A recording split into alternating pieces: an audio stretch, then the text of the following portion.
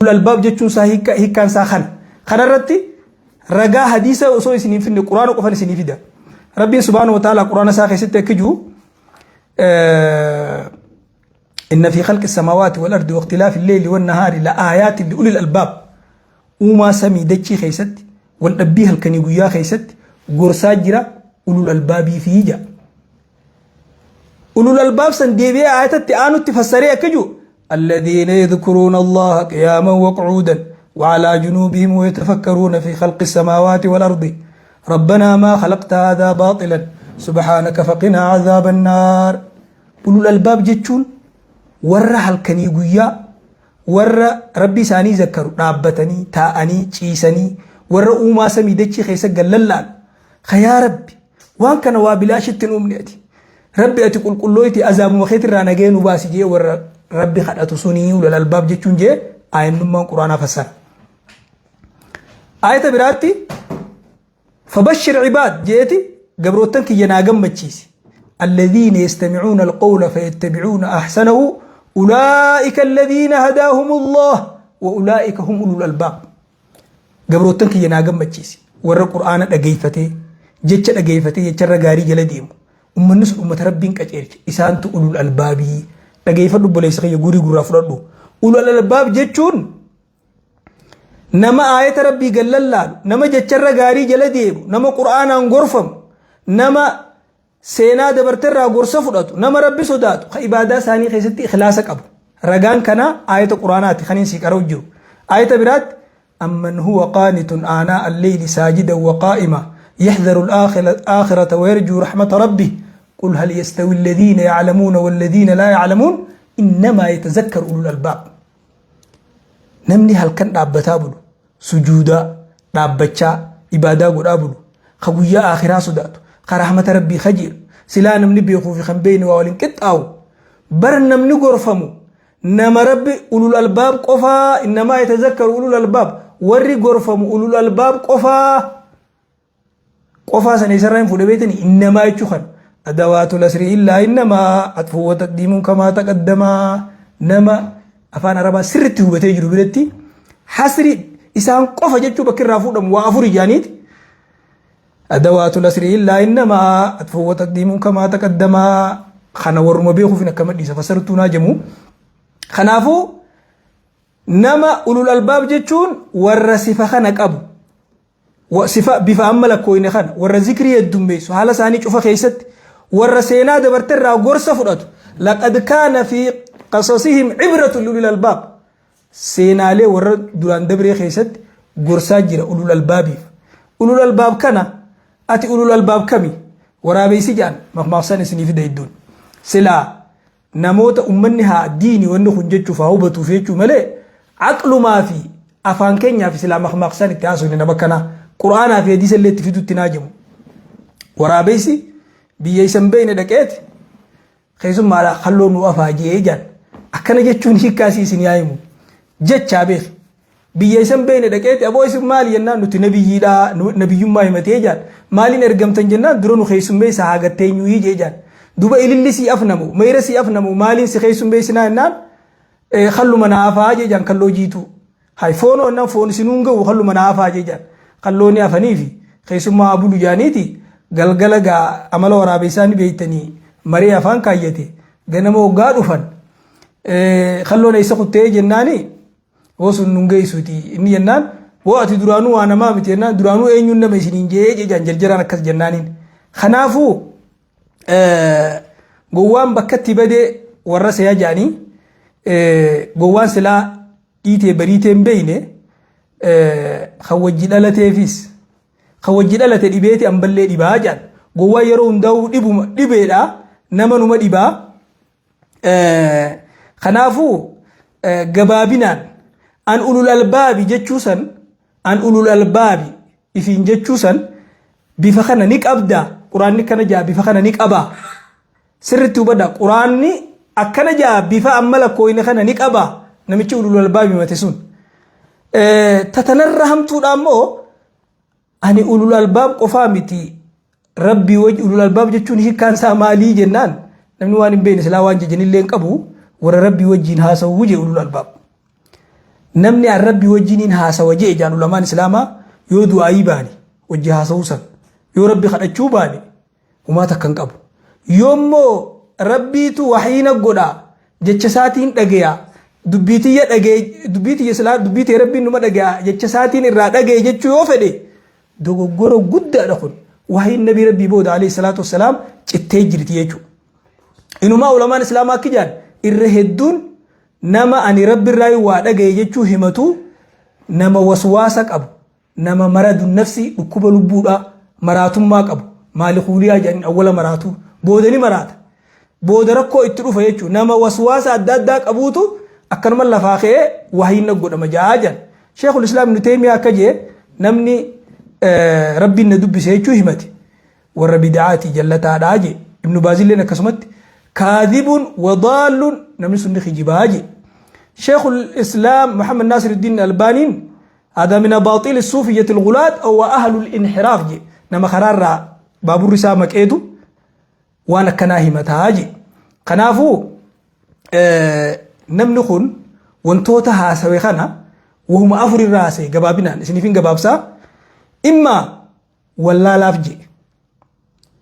ولا لافجي تكا أمنتا خيسة جينو مي ربي وجيني ناسو أنو الباب يجون بالغم مافجي تكا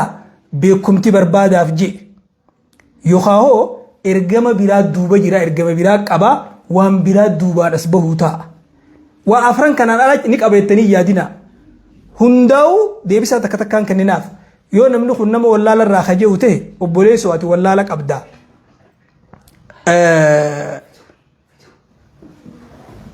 qoonqoo maal jaan wallaala qabdaa baradhuu jennaan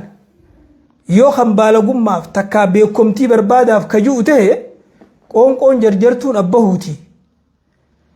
yoo beekumtii taate horaan dhagaarrattis numa hora jaanii karaa biraatiin beekumtii barbaaddadhuu jennaan gama biraatiin waan hin taane gabbaanii dubbataniif habbuuqaa guddataniif hin quufanii jaan wanni kun sin baasu rakkoo si fidaa irraa dhaabbadhuu jennaan hundumaafuu namicha kana yoo wallaalaa jee baradhu jennaan yoo baalagummaaf jee dhaabbadhu amantii teenyarraa jennaan yoo beekumtii barbaaduuf kaja'u ta'e hawaasni muslimaa nama kana waan inni barbaadu san beekaa ibidda dhaamsuun dura quraan dhorkatuudha jaan keessa isiniin fassaru isinuu ni beeytanii yoo wanni biraa ka duuba jiraattu taate islaamummaa sii miti si wallaalaadhaa miti warri barate kan lafa fixee samitti ol yaa'u lafarraa dhabamsiifna kajeetti deemi ni fashale ni dadhabe duris akkasii ilaa guyyaa qiyaamaatti islaamummaan numa jiraatti hundaafuu wanni isiniin jennu obboleeyyan wanni kun vaayirasa amantaadhaati akkuma fedhe wallaalaaf je'us beekumtii barbaadaaf je'us ergaan biraa duuba jiraattus waan isa boodaan dhufu san akkatti firraa dura dhaabbattan beekaa jennaan mataa as baafate malee wanni biraa yoo duuba ka jiraattu taate jechuudha. Gama biraatiin maaliif kanaa wajji wal qixxaattanii dubbattanii yoo hajjattan taate wallaalaan jaahilli akka nama makiinaa osoo hin beekne oofuuti ufiis miidheeti nama biraallee miidha hubannoo nama biraatillee balleessa hubannoo daa'imman keenyaa hubannoo shabaabban keenyaa hubannoo shamarran keenyaa balleessa tanaaf dubbanna rabbiin akka quraana keessatti walaa taqfu maa laysa laka bihi ilmun guutuu ilma namaatiin waan hin beekne dubbatin jaan وان يكبر قد لكاويت شركي دبته وان تقولوا على الله ما لا تعلمون وان بين رب الدبچو الرغور قد اكبر الكبائر دي لغور قد شركي وجي ولا كاوموچو عبد الله المعباس وانجي نمني ومغافه هم دخفت واقول مراتا دجي من افتى الناس في كل ما يسالونه فهو مجنون جي مالك بن انس نمني مسالات كرا غوغافه من خبيهوه لبوساتنا جنتها في بالدر في دي مدالي لمان الرخاي دي بسات تخنق اباجي خناف بوليان ولا لا نوغا دبتو وايا منتا خيست دين بليسيت اف بليسه نما بدالي بليس ولا لا مقادين دبته دين جي دبته شوف نمن بينه اما فكينيا فو فدتن ايسان دو جي غافه اني دبته نمن واي سينا ايسان بينه شباب نما لفاخو اكسي فدته يچو خيسا ور وني ميديا رد دبته اما دبه بودا سما يرتي كسي بيغا yeroo amma jirru kana keessatti waan miidiyaa irratti dubbatame sirreessuun isiidha bakka sagaleen sun dhayxe hunda sagaleen dubarra dubbatamu dhaquu waan bira gahuu dhabuu waan maluuf sirreessuun baay'ee ulfaataadha. kanaaf obboleeyyan akkuma Sheekul Islaam Ibn Taymiyaa jeetti obboleessa kanaa wanni jennuun man qaala fi diini bilaa ilmin kaana kaaziban wa illam yata'ammad al-kadhib namni waa'ee diin keessatti beekumsaan malee dubbate yoo hijibuun niyyatin illee hijibaadhaa jedha. ابن القيم القول على الله بلا علم أشد من الشرك رب الروان هم بينه جتشون شرك الرحمة وجه شرك الرجودو جديلين سي مالف جنان شرك متاخيت الرجبابتي سما قدابتي وان هم بينه جتشون أمو نما براتو جتش خيخنا فلاتي اتدوغو غرايتو خناف بوليين أكما جتش بيكما خيس الجرو بيخان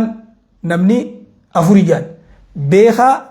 نين بيخا بيخو سن عالم الرابر جلديما بيخا بيخو سافت بينه سن إفدقتي دميسا أتنما بيخو أمتا واهي مجا دميسا خسد فادا نمم بين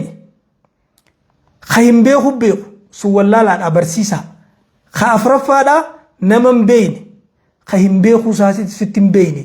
هو واللالا قفامتي قوة الرافة قاد آجان خنا نسيني مودي ممان جتش برا خيستي مال تجرا قوان سديجان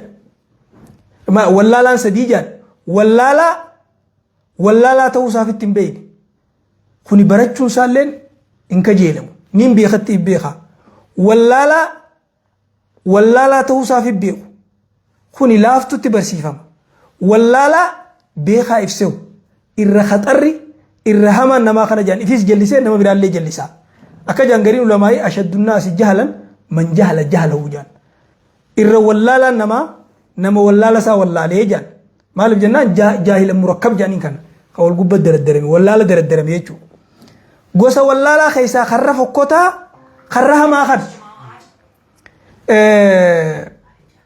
مي وان تكتك سنهايمو إر فكوتا جيتشا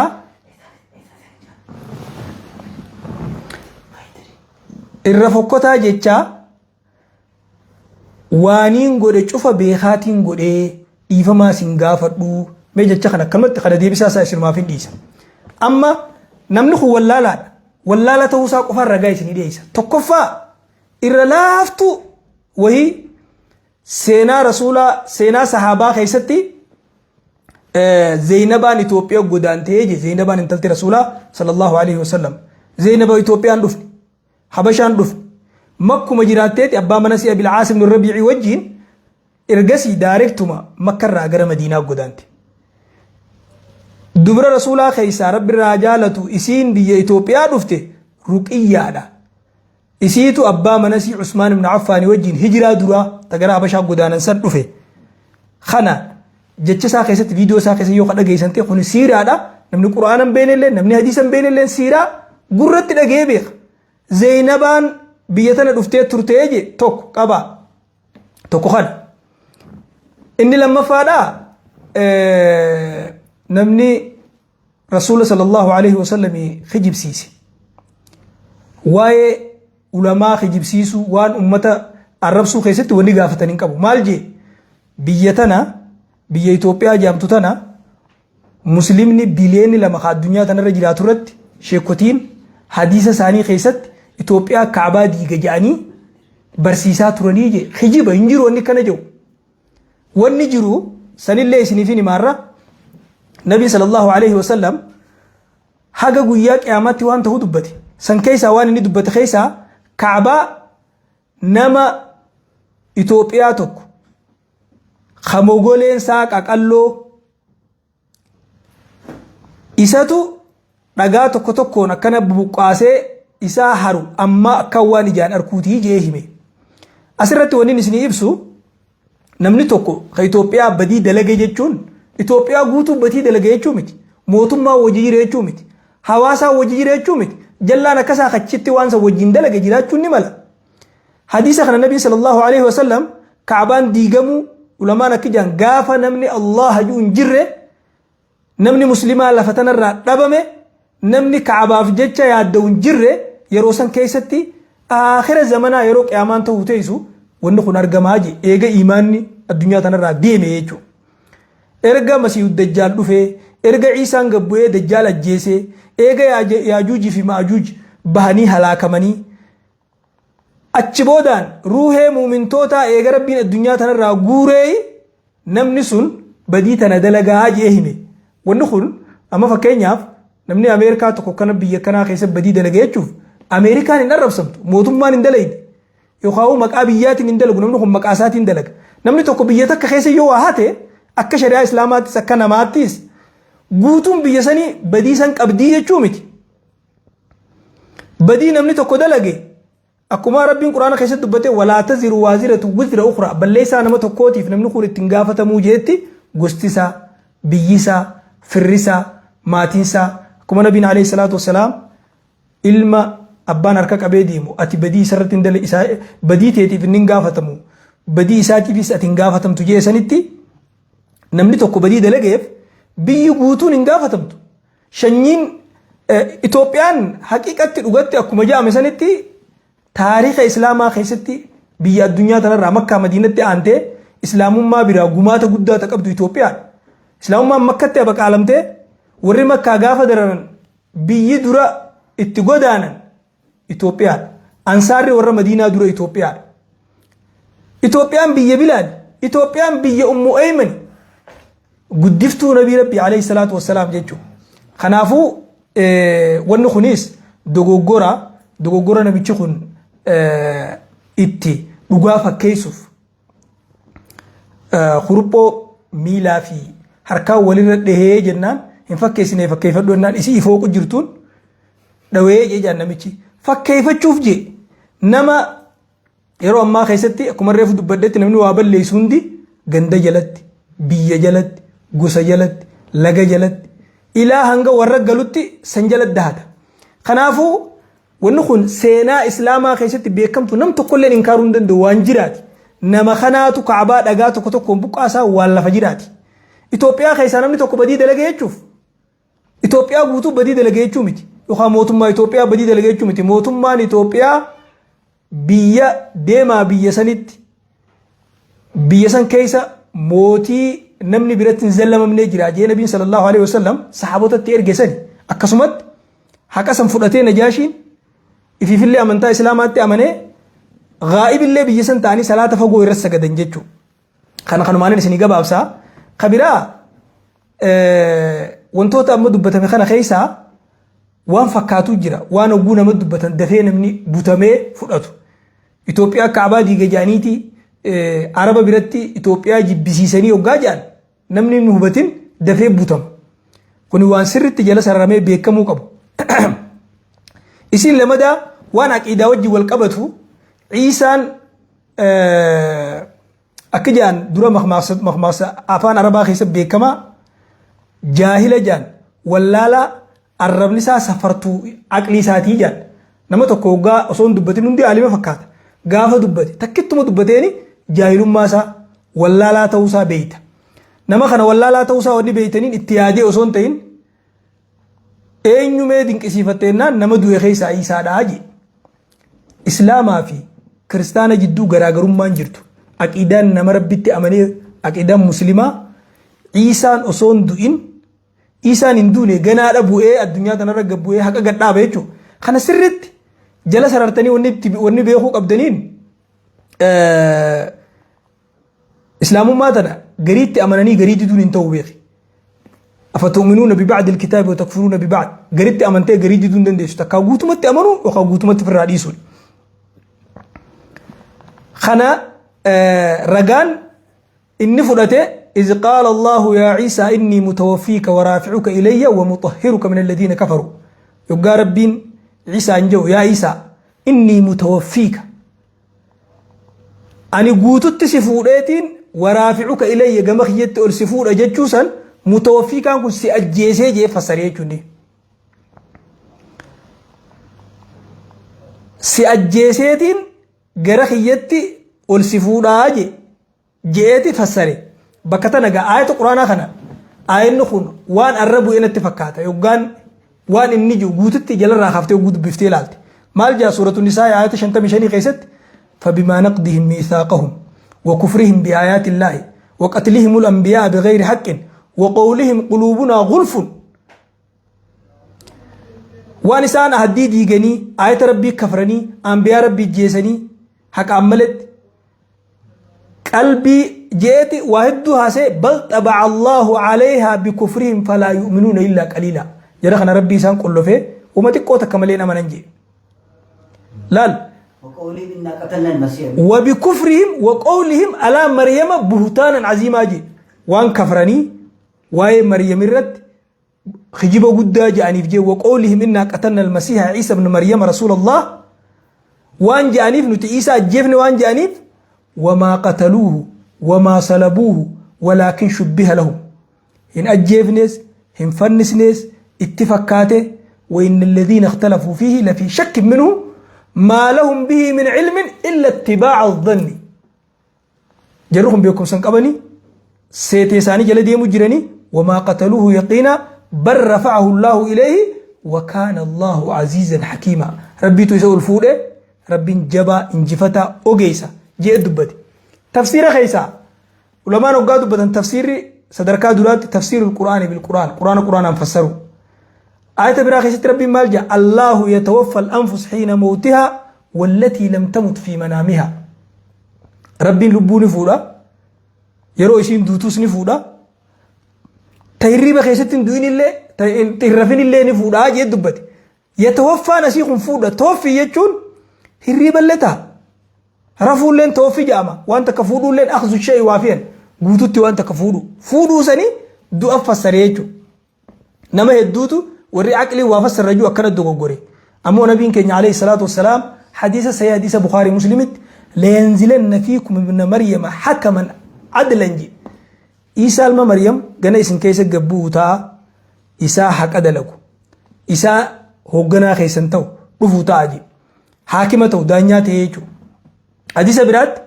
سنيس حديث بخاري مسلم والذي نفسي بيده ليوشكن أن ينزل فيكم ابن مريم حكما عدلا فيكسر السليب ويقتل الخنزير ويدع الجزية إسا المريم يدفو تاجي إسن كيس قبوه تاجي إسا إسني مرتيقون إسا حق أدلو إسا وان ربي قد قبر متابوت جبسو إسا خركرو اللي لفرا فتو إسا قبير اللي أمتر حنبسو قبير وان جانججو خنافو إسا نجرا هندوني يجو نبي نسكيس الدبتي